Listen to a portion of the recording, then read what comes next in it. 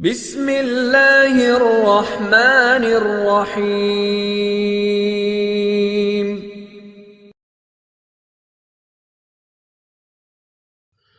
السلام علیکم، میرا نام ہے محمد یاسر رفیق اور آپ دیکھ رہے ہیں اسلام از پرفیکٹ لائف۔ یمن اور جشا کا بادشاہ ابرہہ تھا۔ اس نے شہر صنعا میں ایک گرجا گھر بنایا تھا اور اس کی خواہش تھی کہ حج کرنے والے بجائے مکہ مکرمہ کے صنعا میں آئیں اور اسی گرجا گھر کا طواف کریں اور یہی حج کا میلہ ہوا کرے۔ عرب خصوصاً قریشیوں کو یہ بات بہت شاق گزری، چنانچہ قریش کے قبیلہ بنو کنانہ کے ایک شخص نے آپے سے باہر ہو کر صنعا کا سفر کیا اور ابرہہ کے گرجا گھر میں داخل ہو کر پیشاب پاخانہ کر دیا اور اس کے دور دیوار کو نجاست سے آلودہ کر ڈالا۔ اس حرکت پر ابرہہ بادشاہ کو بہت طیش آیا اور اس نے کعبہ معظمہ کو ڈھا دینے کی قسم کھا لی اور اس ارادہ سے اپنا لشکر لے کر روانہ ہو گیا۔ اس لشکر میں بہت سے ہاتھی تھے اور ان کا پیش رو ایک بہت بڑا کو پیکر ہاتھی تھا جس کا نام محمود تھا۔ ابرہہ نے اپنی فوج لے کر مکہ مکرمہ پر چڑھائی کر دی اور اہل مکہ کے سب جانوروں کو اپنے قبضے میں لے لیا، جس میں عبد المطلب کے اونٹ بھی تھے۔ یہی عبد المطلب جو ہمارے حضور نبی مکرم صلی اللہ تعالیٰ علیہ وسلم کے دادا ہیں، خانہ کعبہ کے متولی اور اہل مکہ کے سردار تھے۔ یہ بہت ہی رعبدار اور نہایت ہی جسیم و باشکوہ آدمی تھے۔ یہ ابرہہ کے پاس آئے۔ ابرہہ نے ان کی بہت تعظیم کی اور آنے کا مقصد پوچھا تو آپ نے فرمایا کہ تم میرے اونٹوں کو مجھے واپس دے دو۔ یہ سن کر ابرہہ نے کہا، مجھے بڑا تعجب ہو رہا ہے کہ میں تو تمہارے کعبہ کو ڈھانے کے لیے فوج لے کر آیا ہوں جو تمہارا اور تمہارے باپ دادا کا ایک بہت مقدس اور محترم مقام ہے۔ آپ نے اس کے بارے میں کچھ بھی مجھ سے نہیں کہا، صرف اپنے اونٹوں کا مطالبہ کر رہے ہیں۔ حضرت عبد المطلب نے فرمایا کہ میں اپنے اونٹوں ہی کا مالک ہوں، اس لیے اونٹوں کے لیے کہہ رہا ہوں، اور کعبہ کا جو مالک ہے وہ خود اس کی حفاظت فرمائے گا، مجھے اس کی کوئی فکر نہیں۔ ابرہہ نے آپ کے اونٹوں کو واپس کر دیا۔ پھر آپ نے قریش سے فرمایا کہ تم لوگ پہاڑوں کی گھاٹیوں اور چوٹیوں پر پناہ گزین ہو جاؤ۔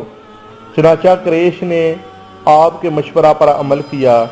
اس کے بعد حضرت عبد المطلب نے کعبہ کا دروازہ پکڑ کر بارگاہ الہی میں کعبہ کی حفاظت کے لیے خوب رو رو کر دعا مانگی اور دعا سے فارغ ہو کر آپ بھی اپنی قوم کے ساتھ پہاڑ کی چوٹی پر چڑھ گئے۔ ابرہہ نے صبح صبح اپنے لشکر کو لے کر کعبہ مقدسہ پر دعویٰ بول دینے کا حکم دے دیا اور ہاتھیوں کو چلنے کے لیے اٹھایا، لیکن ہاتھیوں کا پیش رو محمود جو سب سے بڑا تھا وہ کعبہ کی طرف نہ چلا۔ جس طرف اس کو چلاتے تھے چلتا تھا، مگر کعبہ مکرمہ کی طرف جب اس کو چلاتے تھے تو وہ بیٹھ جاتا تھا۔ اتنے میں اللہ سبحانہ تعالیٰ نے سمندر کی جانب سے پرندوں کا لشکر بھیج دیا اور ہر پرندے کے پاس 3 کنکریاں تھیں، 2 پنجوں میں اور 1 چونچ میں۔ ابابیلوں کے اس لشکر نے ابرہہ کی فوجوں پر اس زور کی سنگ باری کی کہ ابرہہ کی فوج بدحواس ہو کر بھاگنے لگی، مگر کنکریاں گو چھوٹی چھوٹی تھیں لیکن وہ قہر الہی کے پتھر تھے۔ جب ان کنکریوں کو گراتے تو وہ سنگ ریزے فیل سواروں کے خود کو توڑ کر سر سے نکل کر جسم کو چیر کر ہاتھی کے بدن کو چیرتے ہوئے زمین پر گرتے تھے۔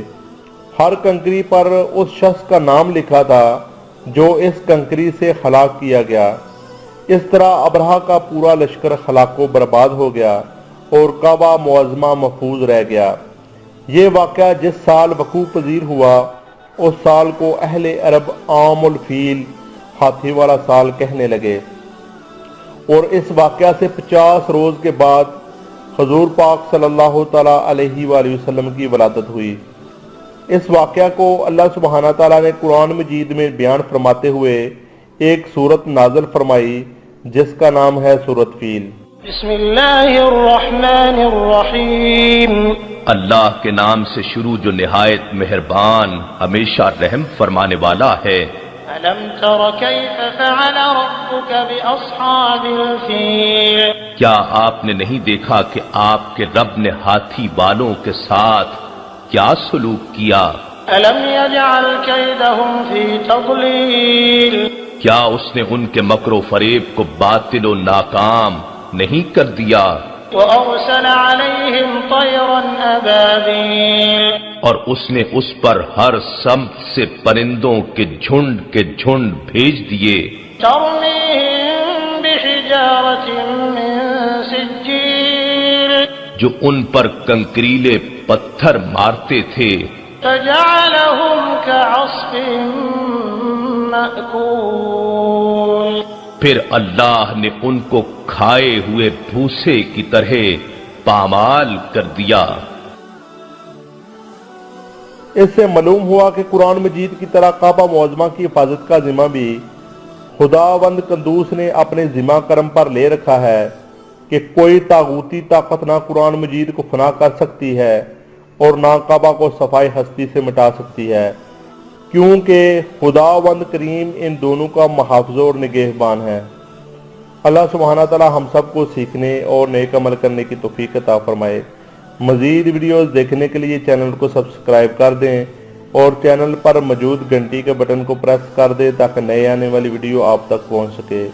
اللہ سبحانہ تعالی ہم سب کا حافظ و نگہبان۔ والسلام۔